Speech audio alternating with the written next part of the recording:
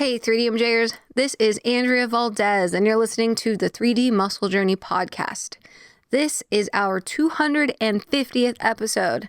Such a huge deal. Thank you so much for listening to us here for so long. We really do appreciate it. And as we do every 10th episode, this is an audience-supplied Q&A session where we do our best to answer as many queries as possible throughout the duration of the show. Which unfortunately we only had about an hour this time, but it's jam-packed with as many helpful discussions as possible for the questions that we did get the chance to address. So today, I'll be doing the asking, and Brian Miner and Jeff Alberts will be doing the answering. A few of these questions are from our monthly roundup newsletter replies, and the rest of them came from YouTube comments and Instagram comments.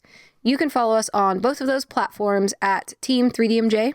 That is at TEAM 3DMJ on both of those platforms, and on TikTok, and on X or Twitter or whatever you prefer to call it these days. We are at all those places. We're there too. Okay, the topics covered in today's episode will include how to grow maximally versus slowly and how to tell the difference, how to judge whether or not you're making an appropriate rate of gains with your lifting, how to handle cardio for recreational lifters or competitors out of season, how to balance non-lifting activities with your gym training, how to assess your potential contest prep stage weight without a coach, how to know when you're lean enough to stop dieting, how to track volume for various compound lower body exercises, how to track volume for myo-reps or rest pause sets, how to get over the fear of gaining weight after a cut or a contest prep, and what changes you might need in your life to reverse obsessive food-related behaviors or food-focused thoughts.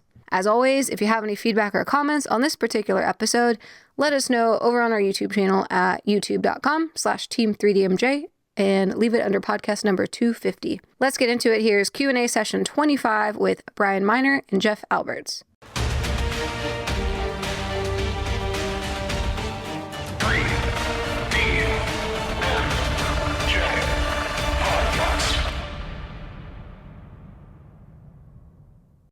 Question 1.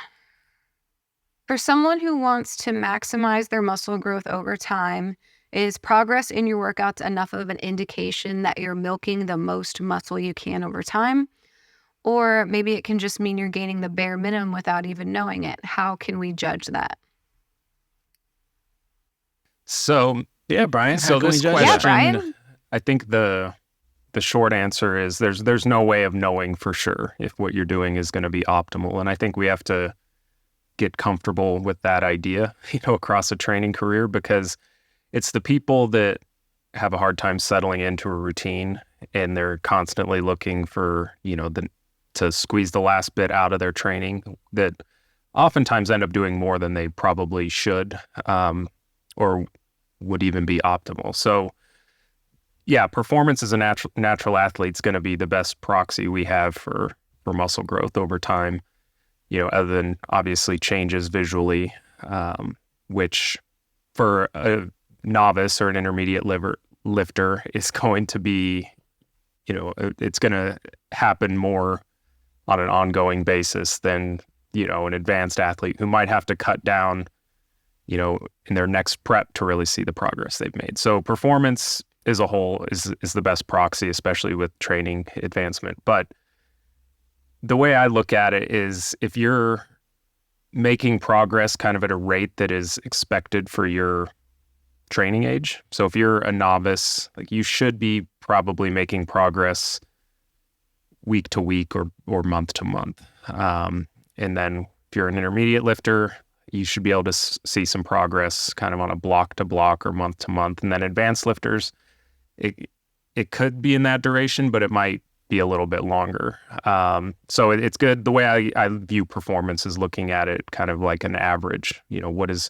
How is my average performance this block versus my average performance this next block, and compare the two. But if you're progressing, you're enjoying the training, and you're staying healthy, rarely am I someone that's going to add volume on top of that unless we know for sure that we've responded more favorably in the past.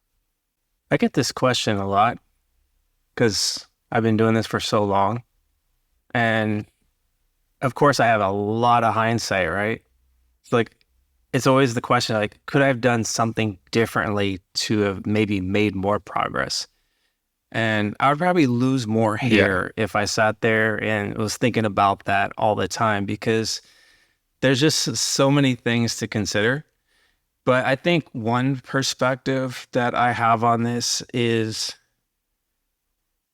it's almost like kind of like you said, Brian, like, of course, performance is super important. Like, I know if I'm performing pretty well, you know, whether I'm getting more load or reps over time, I'm probably going in the right direction. But I think it's like something that what you said about like people wanting to deviate from what they're currently doing, trying to find something that could be potentially better. Well, that can be true, but if you're constantly changing things up, then it's going to be that much harder knowing if something is actually working or not, because you're just constantly like changing these parts out. And I always just feel like, okay, if I stick to what I'm doing and I focus more on improving performance, and that's how I was like back in the day, like when I was running like Mike Minster's HIIT, it's not like, you know, the most ideal way to train all the time, but what it did for me is it had me focusing on improving performance, whether it was intensity, whether it was loads, reps. Like I stuck to what I was doing. I never like say, hey, I'm going to overhaul my entire training programs. Like I'm staying within the system, and how can I improve my physique is through more effort, through more consistency, those things. So I had like pretty sound principles from the get-go. I was never one to kind of like jump all over the place looking for some silver bullet. But that's kind of my thought, is like, as long as I'm staying consistent with what I'm doing and I'm being productive, I'm keeping myself safe, then I'm always going to keep myself moving forward. And none of us are perfect. Like, I'm sure you can go through your training career, Brian, like, okay, there's some stints where you're like, okay, maybe I could have done that better. Yeah. But that's how you learn. That's how you get better in the now. Okay. Okay, I have a theory. Tell me if it's wrong. And if it is, we'll cut it out. I'm just kidding. But like, so when you say like, I think we all can agree, like whoever's asking, if you've been watching or listening to the podcast, like we always say newbies will gain faster than intermediate than advanced. And you said that right off the bat, Brian. But it's not just that their performance will go in that manner. It's also the physique, right? If he's saying my number one, or she, sorry, I don't even know. Could be a lady trying to maximize her muscle growth. But if the goal is maximum muscle growth, it's the same way. Like you're going to get the most early on, and then the further you get in your career, the slower it comes on, right? So let's say you get from your newbie to advanced stage, if you did everything perfect in 5 to 10 years, right? And then let's say you didn't do it perfect, it might take you 10 to 15 years to get to that advanced stage of muscle growth. But like if you want to lift for as long as you guys have, like for those of us who love lifting, like you're going to do this your whole life. So whether you do it perfect and do it in 8 or not perfect and do it 16, you're still going to look freaking great within 20 years and for the next 30 to 50, right?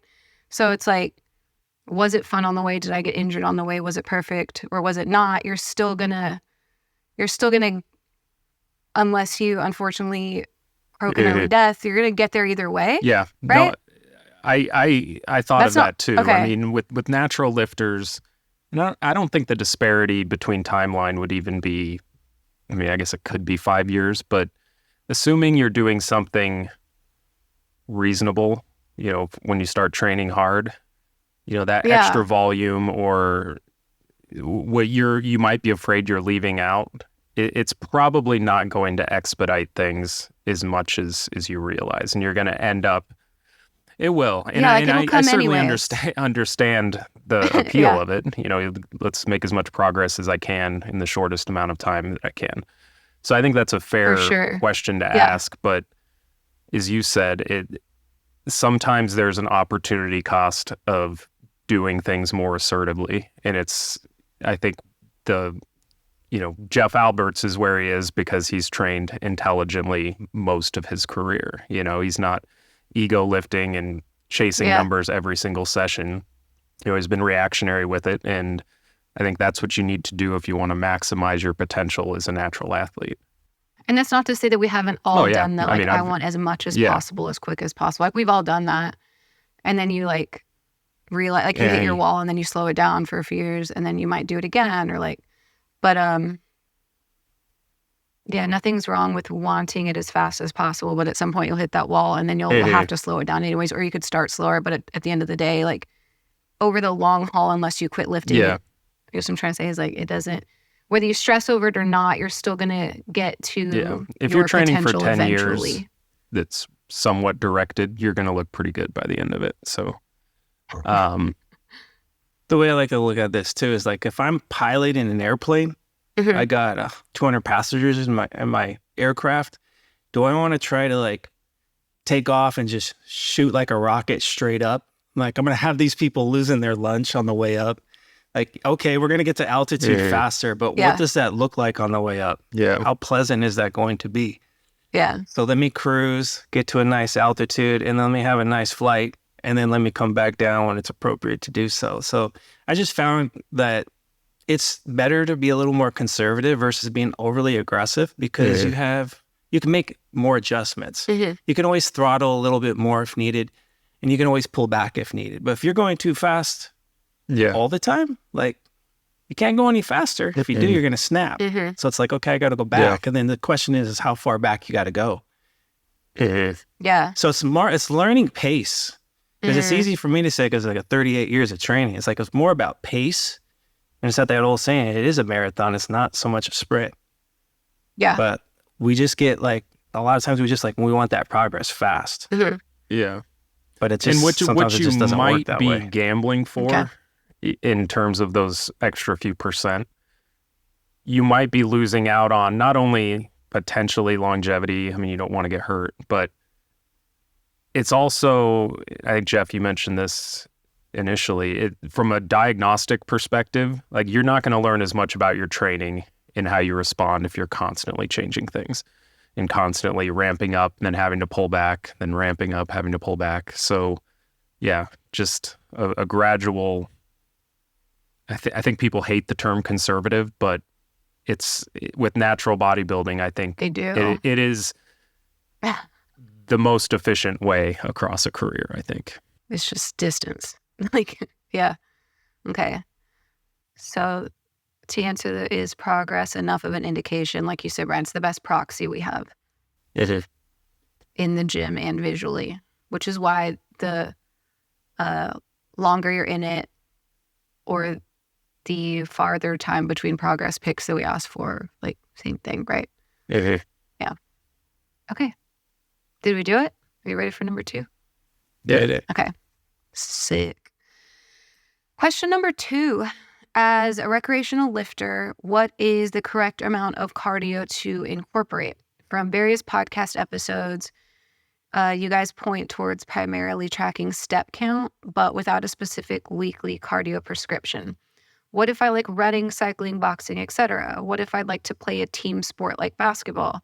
I would assume the lifting portion might change if I were trying to increase my abilities in some of those team sports, for example, more leg strength when cycling. However, I'd simply like to do some of those activities for fun/health benefits in addition to lifting for physique. So I like to try to be inclusive. Yeah. So if someone they want to play basketball or something sports related, then it's more like, okay, how many days you're going to be doing that and what days you might be doing that. Now let me try to program the weight training around that. So that way I can manage the supply and demand. So it's kind of like the first thing I look at is like, okay, frequency of the activity, and then how many days can I get out of them in the weight room without it interrupting that activity, and then vice versa. Right. Yeah. I think most people asking this question probably aren't doing things to a point where it's going to cause like significant amount of interference with their resistance training. Now, like cycling, you might just want to space it, be strategic in where you place that in relation to your lower body days. Exactly. But, I think the big thing on steps with dieting, and I think the one reason we like to keep a pulse on that is just to mitigate down regulations in NEAT. across a diet and staying active and keeping the expenditure steered in the direction that we want it to be. But yeah, 3 or 4 cardio sessions a week, that are 20 to 30 minutes, or like a basketball game or whatever. Like I think do what you enjoy and be strategic with the resistance training around it. And then if you're somebody who's redlining cardio training for like a marathon. The harder the activity, though, like if you're playing 2 hours of full court basketball, that's different. You can't than just expect to have around. a good leg day the next day. For sure. And it's just like they might need a complete day off after that in order to be productive with a lower day the next day or something like that. Yeah, absolutely. And I think in those cases, it's important to manage your expectations. There's a give and a take with some of this. And if you're, you don't see bodybuilders unless you're Sam that are doing marathons and bodybuilding shows. Pretty rare. Yeah. So not that it's impossible. It's not impossible. He's proven that, but it's depends on the dosing of it, and then from there you might have to rearrange a couple things on the training side. Right. Because I think what people probably struggle with this is that, okay, if I'm doing, I don't know, playing tennis 3 times a week, but I can only weight train 3 days out of the week. Like, is that enough to actually see progress? Because oftentimes people think they need to be in the gym 5-6 days out of the week.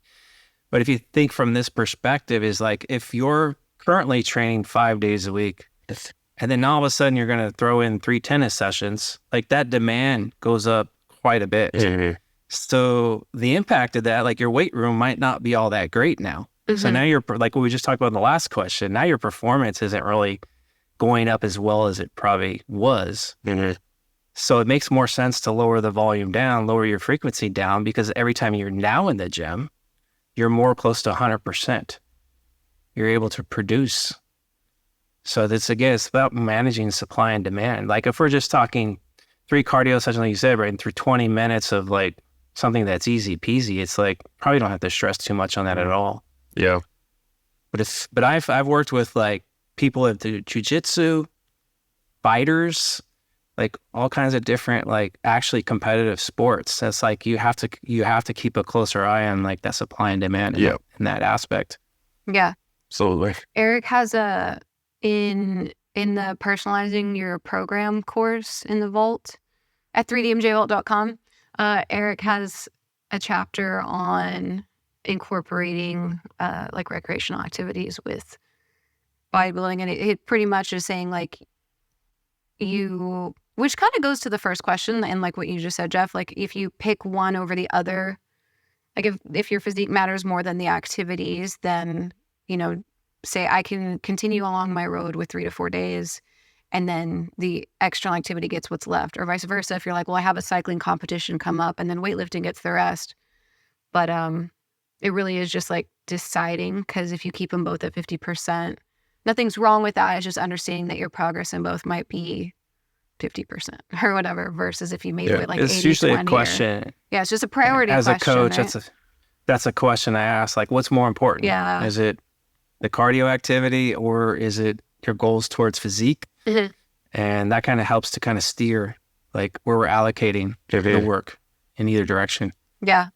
And that's the whole last step of the question. The very first question, in case it's helpful, where it says, as a recreational lifter, what's the correct amount of cardio to incorporate? Not correct, but maybe you'll have a recommendation. If you were just a recreational lifter, would you recommend that someone is literally only lifts and does nothing else? Or do you recommend cardio for like health reasons or performance reasons?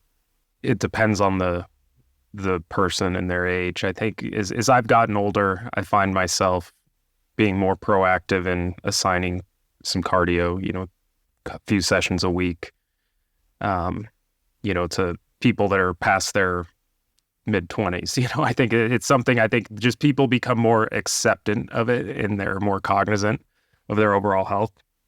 But there's no harm in doing it sooner, that's for sure. I don't think a few sessions a week is going to set anybody back. And in fact, for a lot of lifters, it would probably benefit their performance. If they're able to recover better between sets, if their work capacity is a limiting factor for them actually getting an optimal amount of work in, then that can be the bottleneck there. And so doing some additional cardio can help considerably there. Would you say some is like a step count or like yeah, so go on usually 3 walks? So usually what I'll do is, like if I'm trying to get a cardiovascular effect from something, I might have them maintain like 60 to 70% of their, calculated estimated max heart rate, and then do that for 20 to 30 minutes, post session. That's kind of a good place to start. And then maybe there's a step count that's kind of, above that the cardio, chips away at in addition to that. But, usually 20 to 30 minutes of kind of that zone 2-ish range is usually pretty effective, I think. Cool. Jeff? I think the step count, that's something I look at first. I like cardio though. I'll assign cardio if needed. But I mean, oftentimes, like as for bodybuilding programming, we're going to be like in that 8 to 20 rep range. I don't know about you guys, but a set of 10 or 12 on leg press, my heart rate gets pretty elevated. A little interval, yeah. So my heart's getting some decent work there. But I mean, if we're talking someone who's sitting on the couch 23 hours a day and they get like 2,000 or 3,000 steps, not a bad idea to actually get them outside and walking. Yeah. Let's get that closer to like 6,000 to 8,000, 5,000 to 8,000 in that ballpark. If that means, hey, part of that is 20 to 30 minutes of cycling instead or something like that, more power to you. But nothing that's like overly invasive, kind of like Brian was saying. Cool. On to number 3. Without help from a coach, how does someone know if they're at competition weight? How would you know when you're lean enough to stop dieting? This is for actual competitors. What's contest weight?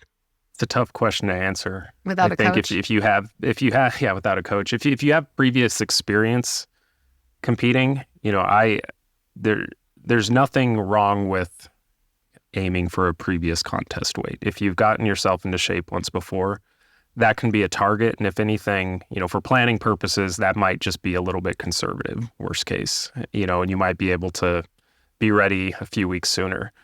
But as far as look goes, it's not unusual to feel very small, like flat and almost soft as a result in those final stretches before you add food back in. And so it might not be when you visually look your best. In many cases, you won't look your best till you fill back out. And so, without the help from a coach, I think most coaches, have an eye for that. You should look visibly very lean, obviously, but you might not have the fullness that you would want after that. So, really, if you're shredded and you're depleted, then it's only going to get better from there. So that's kind of how I go about it. Yeah. Like if you've never competed before, like you can kind of, okay, let me look around on social media. Let me look at some of these shows and whatever division you're competing in, you could kind of see what the standard is. But I mean, if it's your first time competing, like I wouldn't necessarily look at like a pro show and go, okay, I expect to get that lean. Yeah. Like maybe I'm looking at some of the novice division. Okay, what does that standard look like? Okay, that's about what I need to aim for. The question though is where your current body fat level is, and you can estimate it, and then it's like, okay, what is that estimate body fat I need to get to based on that standard? Then you have to, okay, now when do I need to actually start that prep? How much time do I actually need to give myself to even get there? So if you're looking to if you need to lose 20 pounds, that's like minimum, maybe 20 weeks prep to get there. And I think that's what ends up happening with a lot of people, first timers that don't have coaches to help guide them, is they don't really know how long it actually takes to get to that certain standard of conditioning. I remember like when I was first time prepping, like I'd see my abs and go, okay, I'm there. And I get on stage, I'm like, oh wait, I actually need to see my quads too. I need to see a little bit of glute outline too. So oftentimes when we're doing self-assessment, even to this day, like I have like Alberto or Eric or even Brian or whoever like say, hey, no, you need to drop another pound, 2 pounds, 3 pounds. I mean, that's why we all kind of, have coaches ourselves, just to make sure that we are dialing in the way we need to, because the deeper you get into dieting, sometimes you just lose that objectivity with yourself. Yeah. So it's hard. Like, that's why I was like, as a coach is, of course, it's like, hey, I'm going to put out a coaching commercial right now, but it is just so important to get someone in your corner who has experience, because they have like it's an art. Like, they have the data they can use, but also it's more like the visual. It's a look. And a lot of that is based off of experience. Yeah, body fat percentages, I'll get a lot of questions like, what body fat percentage do I need to be in order to compete? And I would hesitate, or I'd caution people against using like body fat estimates to plan their prep, just because there's a huge margin of error there. Exactly. So, there's a visual look you're after. And yeah, leaning on people with more experience is going to be beneficial. And if you don't want to, speak with a coach, or you don't know anybody else, like what you said, Jeff, just getting on social media, seeing kind of what is normal for that stage. Right. And, one point you touched on that I think is really important is the division that you're competing in. And so, height, right? Yeah, sometimes. But yeah, a wellness competitor isn't going to get as lean as like a male bodybuilder. And so you want to sort of know what the criteria are. And there's people that show up too lean for some of the divisions, especially on the female side. So I think it's important knowing what look they're going for and knowing what your timeline needs to be to accommodate that. And worst case, just add some more time to that timeline as a buffer. Okay. So if you were going to do this internet search your division, novice probably, or open, not pro, right, is what y'all said. And I still think height, because like Eric is so much taller than like Jeff and Bert, but y'all stage weights are like 10 pounds off, right? His stage is like closer to 180 and y'all's is like 160. Dang, 20 pounds off? Is that right? Jeff and Bert versus like, Eric? It's tough, because if you have someone who's competing for the first time, and this happens quite often, they'll look at, let's say, Alberto, and I want to be shredded like Alberto. And they realize like, well, Alberto is the same height as they are, but it's probably carrying 20 pounds more muscle. Right. And then they're shell shocked when I say, well, you're not going to be 165 on stage. You're going to be more like 140. Yeah. You're going to be 119 pounds. Hey, we've seen it. We've seen a 119 pound It'll male, still look impressive too. Yeah, like, good point. Like I remember like back in the day when I was like, okay, like I remember I was going for my pro card at the Texas Shredder. Okay. And I would look at the people from the year prior and go, okay, I need to try to at least match that level of conditioning. I wasn't worried about the muscle size, their heights. It was like looking at their physique individually and go, okay, everything is in. I can see separation in their quads. I can see glute striations. I can see their whole midsection is just totally shredded. Like I need to be on that level. In order to get my pro card, I need to be at least on that level. Okay. I didn't put a number to it. Okay. I just knew, okay, I'm going to prep. And as I'm going, I'm going to like through a visual, look at my physique as a whole. Okay, am I getting to that level? Okay. And just chip away at it. And I can tell you this, like you're probably not going to get it dialed in the first time, not even maybe the second time. By the time, if you're self-prepping yourself, it's probably going to take you about 3 preps, maybe even 4, to like really get 100% understanding of yourself. Good point. Agreed. Because now, like with all my history, and Brian knows too, he has history, he can say, well, like you said, Brian, like, okay, I'm going to aim for my last stage weight. And if I had a productive off season, I might be able to either match that stage weight with a little more conditioning. I got more muscle, but I'm more conditioned. That's the reason why I'm the same stage there. Or I'm up a pound or 2. Mm-hmm. And like you said, go ahead, Brian. I was just going to say, if you didn't get into the shape you wanted, then take your old stage weight and reduce it by bring it down. It down. Yeah.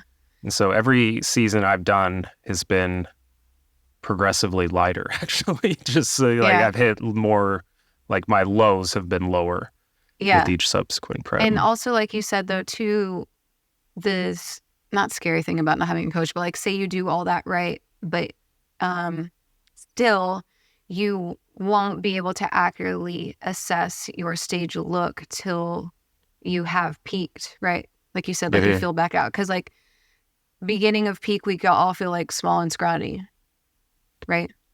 And then you see it. So like it was just saying, like, I'm going to keep dieting if I look like those guys. But it's like, well, he kind of might not ever until, I guess after a refeed, you could have a better idea. That's a good point too. I think refeeds don't get enough credit for their utility for that specifically, you know, at the end of a prep, using it to inform peaking decisions rather than just a psychological break or even for performance. But you can learn a lot if you pay attention to when you look best in relation to refeeds. We have an example of this in our new free course that Brad just did at 3dmjvault.com. But there we go. Okay. Phil, it's probably not a bad he really idea has as a Phil coach. doing it like through each. So with our experience, because the way I assess, like I'll get an intake form, look at the photos, see what their height is, see what their current weight is, and I kind of know more or less like about where they would land, and that's based off of a lot of experience competing myself as well as prepping other athletes.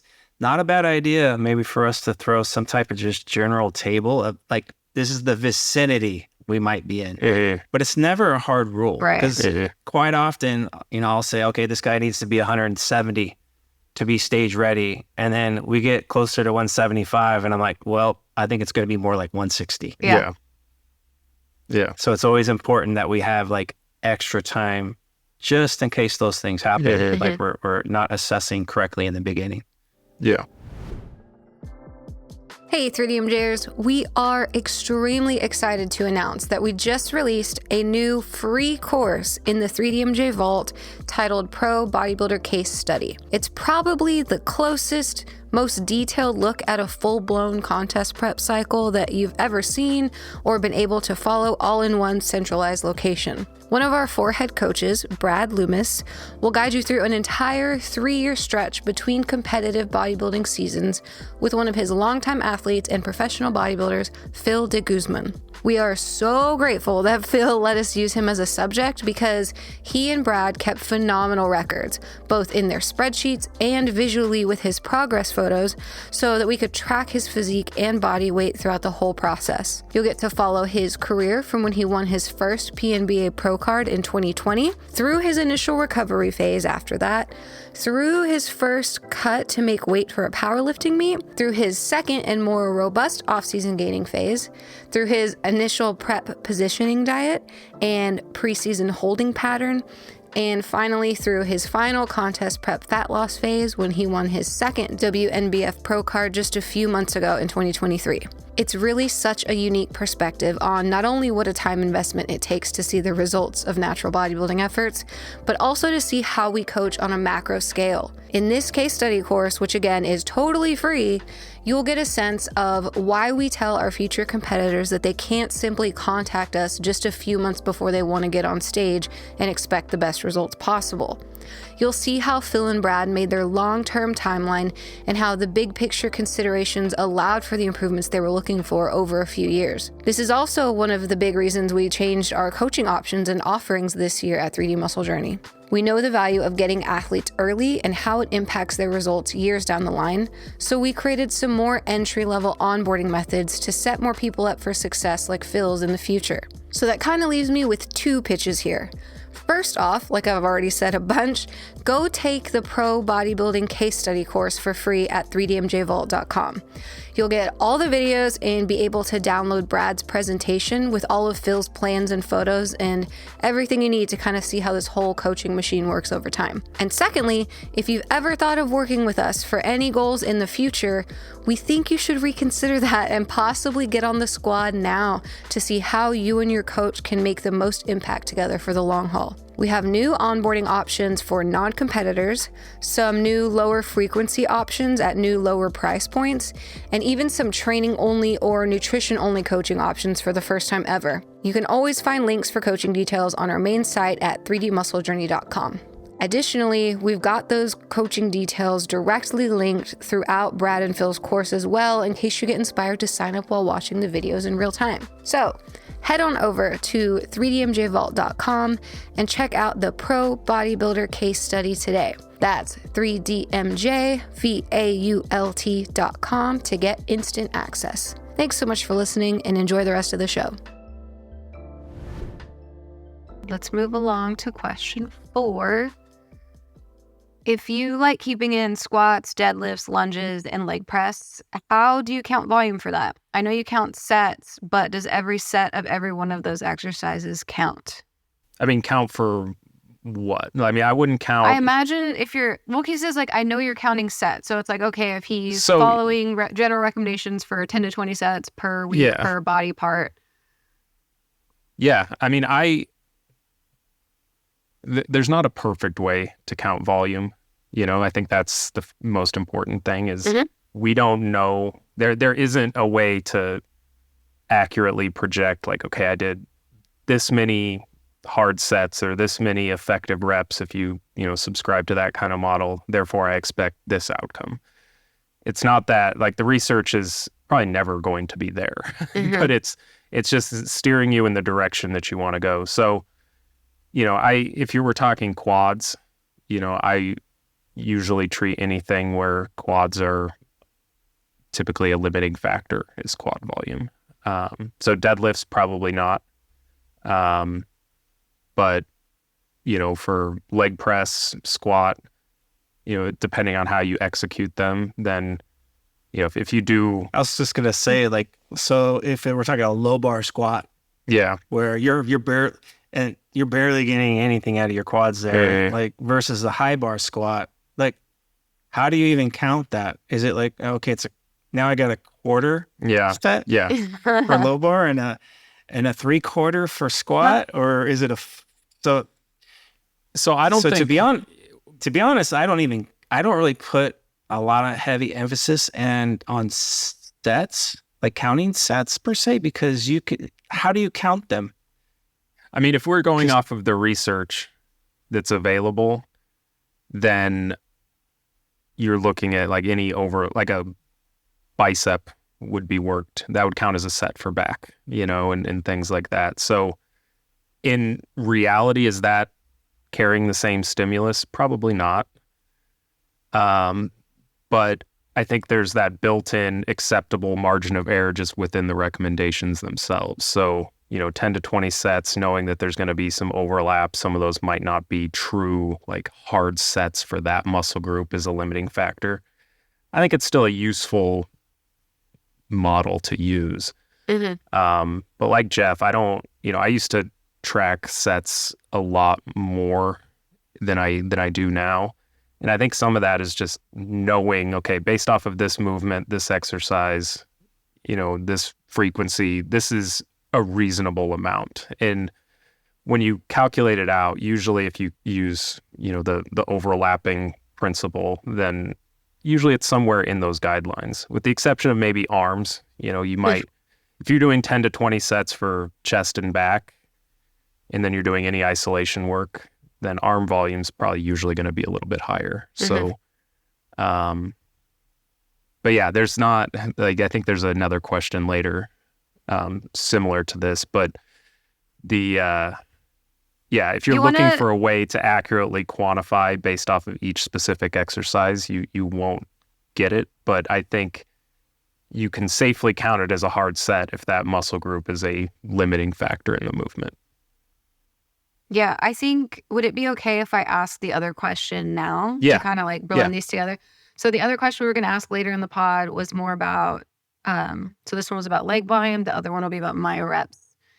And the question is, what about myo-reps or rest pause methods where there might be only 5 reps or even 3 reps in one of these mini sets? Will they produce the great effect comparing with the standard 10 rep sets, considering that RIR is the same?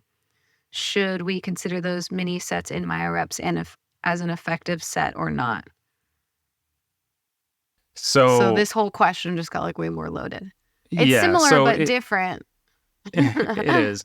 I think the reality is, if you're doing myo-reps, let's say you do a set of 10 to like 0 to 1 RIR in whatever movement you're doing myo-reps for. Say it's 100 pounds, and then you do clusters of 3 or 4. Like, doing 10 reps with a given load is going to be a larger stimulus. It's going to be a greater degree of mechanical tension than doing 4 reps with that load. So even though like motor unit recruitment, like even though you're still placing tension on those fibers, it's probably not equated, but we also don't need it to be. I think people want this neatly packaged guideline for those intensity techniques. And some people I know just avoid them because it won't fit into their model that they, think with. So don't let that, dissuade you from trying some of that stuff. But there's some drop set research I know, and I can't recite the authors like Eric can, but it's okay. There is some drop set research that I think they looked at 3 straight sets and then they compared it to a group that did drop sets. And I want to say the drop set group, they needed, I think it was 1 set with like 4 drops to 3 or 4 drops to get to a similar endpoint as the 3 straight sets. So once you start using fatigue within these intensity techniques, like the per set or cluster stimulus is going to be down compared to if you were fresh. And there's no way around that. Which is one reason why like longer rest intervals are oftentimes more beneficial, is just because you're carrying less fatigue into each one of them. But you can also make up ground. If you're using myo-reps from a time efficiency perspective and you're wanting to equate hard sets, maybe just do an extra 1 to 2 clusters. If you're aiming for 3 hard sets, if I was forced to make a recommendation here, it would be like, okay, maybe aim for 1 set and 4 clusters or 1 set and 5 clusters. But we don't have an answer to that. That's disheartening to a lot of people that are asking these questions, because that's the problem with a lot of like people who are just starting our intermediates. Like, they want a definitive answer. They want to know how many sets I have to do in order to make the most progress, or is myo-reps better than straight sets? Like, they want a definitive answer. And what they lose out on is the fact that they're not in a sense being comfortable enough to explore and to figure things out, how, like, what your actual experience is with lifting. A lot of the programming that I do for myself is based off of practicality of like all the years that I've learned, like I've gone through. So if I'm just starting out, like, yes, it's good to have like, okay, this 10 to 20 set is a general recommendation. Like, I might need in the early stages of my career to do 20 sets to get enough stimulus to actually make progress, because I don't have a skill. As you get more experience, that 20 now becomes 15, because now you have more skill to actually get close enough to failure with really good form and quality. And if you're doing that, the overall demand is probably going to be higher, because now you're pushing harder and your ability to lift heavier with more reps is going up. So you're going to require more fatigue. And that's why you don't go 20 sets up to 25 and 30. You go 20 to 15 down to 10. Yeah. And in my case, you're down to 6 to 8. And then you have all the newbies going, why is your volume so low? That's exactly why my volume is low, because I've gotten a lot more effective and efficient with the sets that I am doing. So you can't say all sets aren't created equal. It's like looking at like the high bar and low bar squat. It is not equal. You can't count them the same. Yeah. So you want to be thinking from a sense of like, how can I become more efficient in my training? And when you're practical with your training, you end up being more like you're more sustaining things. So instead of like thinking here, we need to kind of take big steps back and think from a bigger picture and think about the quality. Tell me if this is y'all's experience. That's what I observe and what I hear from y'all. But if it's wrong, obviously tell me otherwise. It's like, when you're new to this, a really good way to create your first program and learn the principles of volume manipulation is to get your general recommendation, split it up by body part, stay in that 10 to 20, follow it, right? And then every 3 months or so, whatever it is, 6 weeks, 3 months, 6 months, whatever, then you realize like, okay, this grew, this didn't, this feels good, this doesn't. When my work schedule is like this, I can't hold that. Like, other than your first program, pretty much your whole career's iterations off of that. Like, you guys in your stage, I don't know what to say now, like in the last 20 years, Jeff, have you ever been like, I'm not doing that program anymore, I'm going to do this whole fucking different program? Like, that never happens, right? You just adapt off of the initial one. Right. Exactly. You never throw away all your exercise. Yeah, you never throw away all your old exercises and then start a new thing of exercises. You're literally just like pruning at this one original program that you probably set 20 years ago. Right? It's not even, I wouldn't even say it's, I don't like the word program because it's more like I follow principles. Right. When you learn principles, then you know how to adjust. Like the 10 to 20 set thing, like, and I know Eric has touched on this too. It's probably better to start. It's useful, but it's probably better to start at 10 versus starting at 20. Because 20, it's like, again, like, am I going to be the pilot? I'm going to shoot these people straight to the moon. I'll make them lose their lunch. Let's go 20 sets right now. Like, how about I start at 10? Let's get some skill acquisition with those 10 sets. Don't even think about trying to progress load and reps. Just it's A to B. Let me learn how to move A to B with these 10 sets really, really well. Then from there, let me progress load and reps. Can I do that? Yes, great. Okay, let's say 3 months go by. Now all of a sudden you're plateaued. Go through a checklist. Why aren't I progressing load and reps anymore? Is it because of fatigue? If it's because of fatigue, then let's not add more sets because now all you're going to do is create more fatigue. How about, okay, maybe I need to back off. Maybe that 10 sets needs to go back down to 8 for maybe a couple weeks. Then all of a sudden you start moving loads and reps again.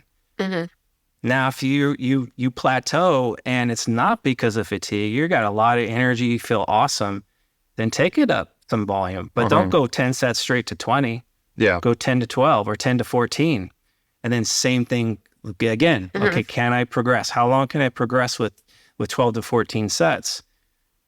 So that principle for me is kind of how I gauge like where my volume needs to be. And through this long experimentation I've done on myself, I know we're talking about hard sets, main sets, really good quality sets. Like my ballpark is anywhere between 6 to 8 sets a week on most body parts.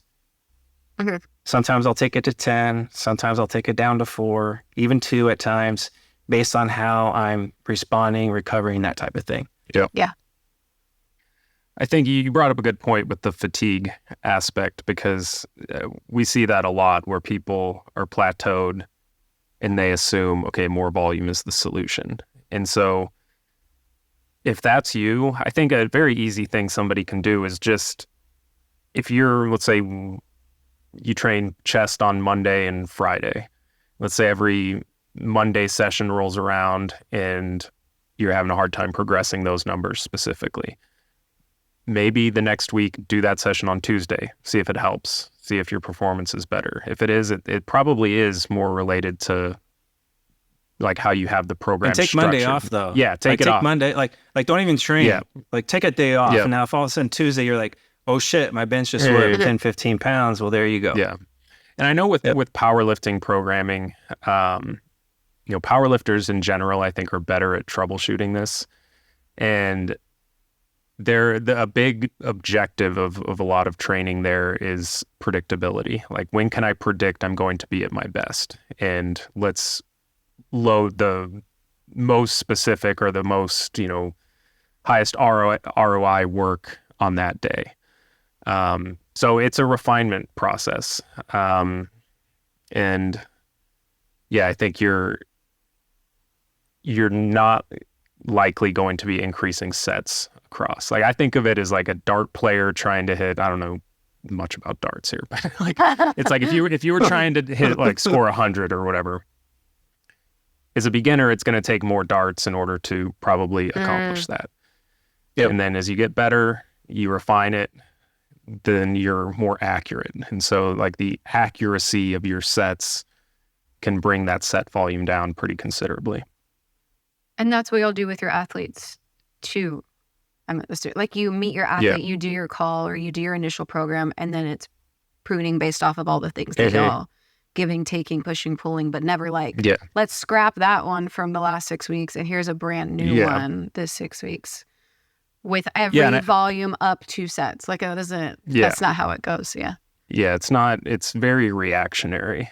And I think one thing that I see with, an advancement in a training career is sometimes just wear and tear are the bottleneck for people. They might be able to replicate a performance, but they're in discomfort. It's like they're just like picking a scab every time they train. And so as you become more advanced, you really have to emphasize programming your variables around managing whatever your bottleneck is for productive training. And for a lot of people, that is, if it's their knees bothering them on a specific squat pattern, okay, let's try adjusting your, stance. Let's try a different machine. There's tons of options you can do, but there's often a refinement process that's involved when you're making these adjustments, and it's not a radical shift, kind of like you said, Andrea. Yeah. Okay. So we went 1, 2, 3, 4 plus 8. Now we're going to go to 5 if we have time. This might be our last one, actually. Okay. Nutrition, body image. Here we go. My question, which is kind of a concern. So no, my question / concern is I'm simply afraid of increasing calories or eating more food based off of recently competing in a bodybuilding competition. I'm paranoid about increasing calories since I've achieved my ultimate goal. I had post-comp binge eating, which really upset me as I felt like I had no control over myself. Now, if I have the tendency to binge, I have carrots or kale chips I crunch up in the air fryer or some fruits. I hardly have any bread, starches. Both are very rare now. Although I do have pumpkin, just no potatoes, rice, oats, breads, etc. Zucchini has substituted for oats and cauliflower has substituted for rice and mashed potatoes. I am just very frightened and very paranoid of weight gain as I believe any increases in weight is body fat. This is so common, just so y'all know. Go ahead, Jeff. I'll fill in the gaps. Yeah, this obviously they were pretty restricted. And so I don't really know how long they were restricted, the level of body fat levels. I know from personal experience, coming off of a stage and being, in the neighborhood of 6% body fat, it's hard to refrain myself from eating food. The hyper-focused goal is no longer there. And that's what was kind of keeping me tied to the discipline. And I've had my fair share of having overages. And what's interesting though is back in the day, I didn't have any guilt tied to it because the approaches to the sport were a little bit different back then. It was get in shape, off season, gain weight, get big, and then rinse and repeat. Now it's you're almost trying to hold to a certain standard. And I don't think it's realistic to be 6 to 8% body fat to hold that. And it's why are you wanting to hold that? And that's kind of the question, why? What purpose does that serve to stay at that body weight? And I always think about back, if you're a caveman and you're 6% body fat, you've slowly have been starving. You've been eating nuts a little bit here and there along the way. And then all of a sudden, you see this big animal and you decide to kill it. And then you tell yourself, well, I think I'm just going to eat just one small part of it. And that's it. You don't want to basically starve and die. So that caveman is literally going to eat until he can no longer eat. He's just going to stuff and stuff and stuff. So it's just, I think it's interesting now. I don't know if I'm giving an answer or not. I just know it's just with today's day and age, because bodybuilding is a sport, it's an accepted sport for a lot of people. And there's a certain standard that we're trying to live up to as far as the aesthetics that is creating some of these issues. When the reality is if you're that hungry, you're that low in body fat, like eating is actually normal. Yeah. I think it only becomes more of an issue if like you're continuing to binge repetitively, and now it's like it becomes more of an eating disorder at that point. Mm-hmm. That's when it becomes an issue. Yeah, this is a really good question. And like you said, Andrea, it's very common. And Jeff, what you mentioned, I think is really important with the fact that it didn't used to be like this. And I think it's expectations that athletes put on themselves, whether it's informed from another coach or, they're self-conscious about gaining weight. But I think a lot of people, if we rewind to like 2010, 2012 era, like the reverse dieting post-show, and it's still a popular way to do things, but it's not what we generally recommend. But oftentimes the objective there, or what people think they're accomplishing, is, okay, I'm going to stay really lean. I'm going to slowly build up my metabolic capacity so I can eat as much food as I can while staying lean, and then diet off as much food as I can the next time. And in reality, it doesn't really play out that way, because a lot of the benefits you get from added food get pulled away as soon as you reduce that food again. So I think a big part of it is just knowing that the goalposts have shifted. The goal isn't to stay lean. The goal is, an athlete, is to improve, if we're looking at just objectives there. So as a coach, I encourage people to reframe in the sense that, like, yeah, you reached your objective of competing, you looked amazing.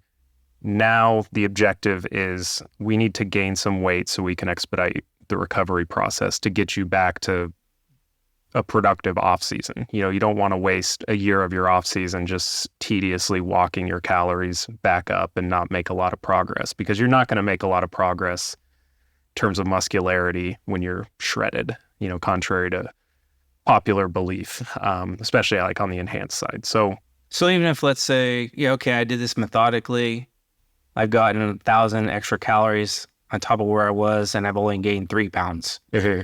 So even though the food level is super high, like, we're still not in the environment that's going to be conducive towards producing more muscle, are we? Not yet.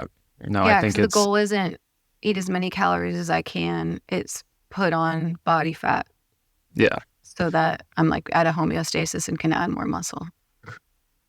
And I think so. In this situation, it's like there's a fear of eating certain foods too. I was gonna say the details. I'm so sorry, Jeff. Go ahead. No, you go right ahead. I want you involved in this conversation. Yes. Because I have this conversation with myself 2012, actually, before I was coached by 3D after my first show. Yep. The reason I relate to it so hard is because, as a type A person who loves data collection, loves journaling, loves knowing myself, all the things that we said that were great about how you end up being a good athlete as a trainee, I love doing that shit with the diet too. And unfortunately, when you're this detailed, naming foods, naming your substitutes, the fact that you can say so much in your question about the specific foods is textbook food focus. You can say I have it under control, but like, never mind. I'm not a professional in this. Having done this myself, when you can talk that much about your food in that specifics, you are in a state that is not normal. That if you can remember before you started dieting, you didn't talk about food like this when you were like in middle school and high school. Like you just ate because you were hungry, right? Not that you should go back to that, because you obviously have learned a lot. But when you are a healed, healthy, off-season body that's ready to gain fat, you don't think about food like this, and you don't look for all the tiny ways that you can chip away. And it's hard because it's such a skill, and you'll need this skill again to get you through probably your next prep or whatever, but your next prep won't be different if you don't have, if you don't get yourself out of this food mindset, which again, the cure is get fatter. Not like you need body fat to get your brain working right, to detach you from these things. So it is like all of us are asking for numbers and prescriptions when the real thing is like body image and relationship with food, not a game plan. And it's like to heal those, you kind of have to let go of a lot of things. Yeah. And this might not be helpful, but it's just like I relate because I remember being there 14, 15 years ago. So how did you kind of, it wasn't like an overnight thing where God, you like no. all of a sudden you're like, okay, now I can eat everything. Okay. Like, I had to. what did that transition look like for you? Like, how long did it actually take and what did it kind of look like? Honestly, I think it took 5 years. It took another prep to show myself that if I let go of this, I can get it back again.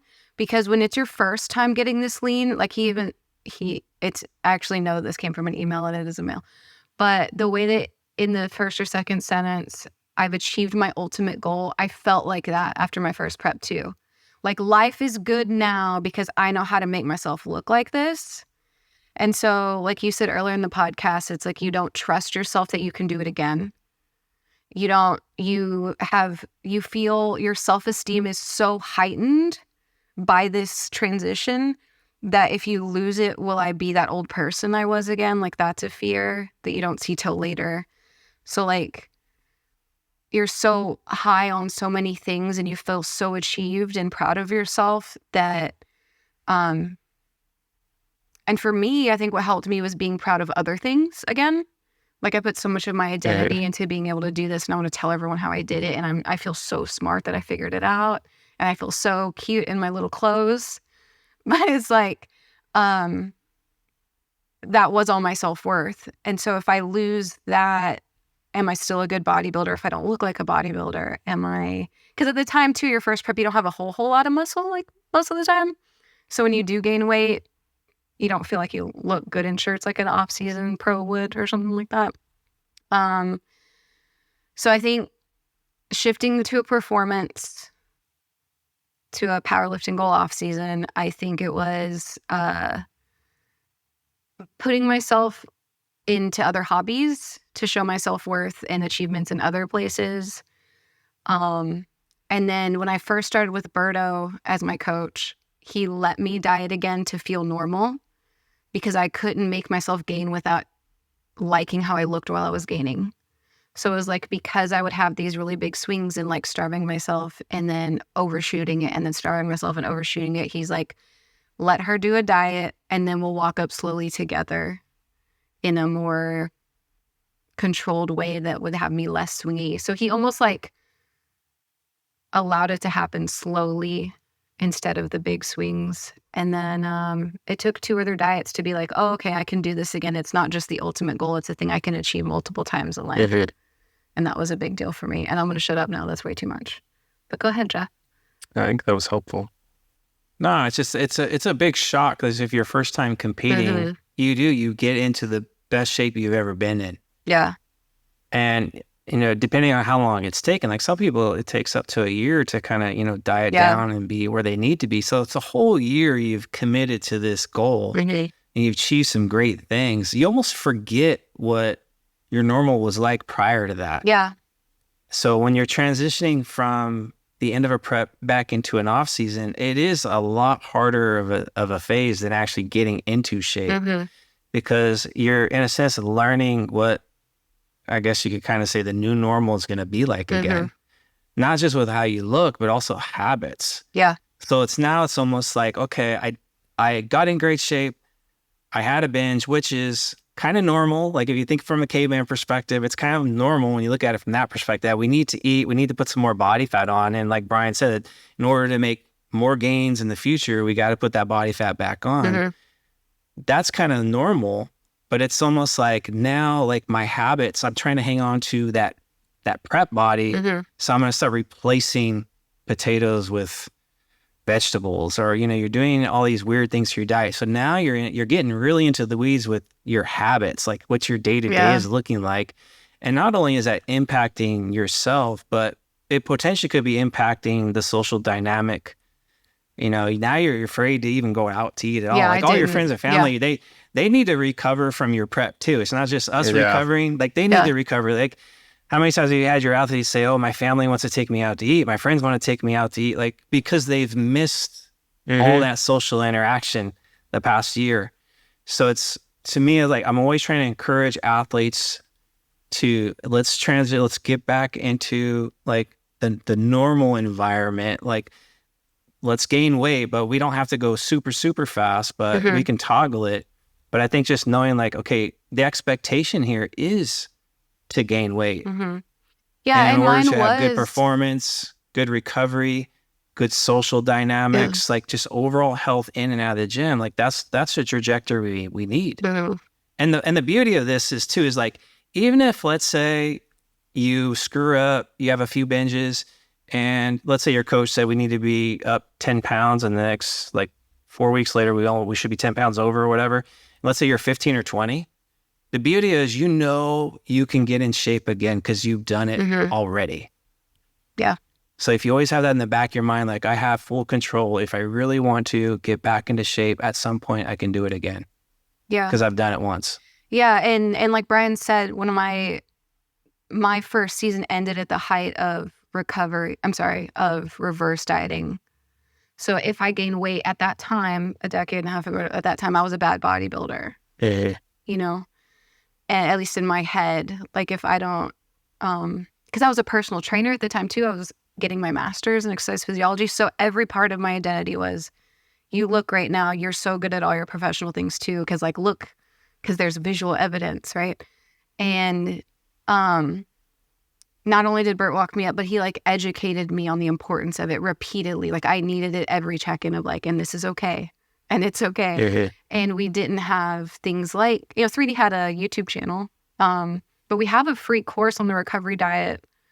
I know I've been plugging the vaults a lot. However, this one is totally free, okay? And Eric did such a good job talking about it. There's a PDF about it. Brian created a calculator for us. But I think the heart of it is that Eric explains, I don't think I had someone who I respected with a scientific background that could tell me like, this is why this matters. It was like, there was nothing you could tell me that mattered more than like how I felt about my body. But there's so many more resources now. And I think just education, patience, and maybe a coach if you can't get out. I needed a coach to help me. I didn't need a coach to get to my first prep. Like you said, Jeff, losing weight's the easy part. I needed a coach to help me get out of the cycle. Transition. Yeah. Yeah, I think the other thing with guidelines post-show, if your coach says, I want you to be 10 pounds up in 4 weeks, like these are just rough estimates. Like I think that sometimes people get too wrapped up in the weight assignment than they are in terms of like, what are we trying to accomplish through this?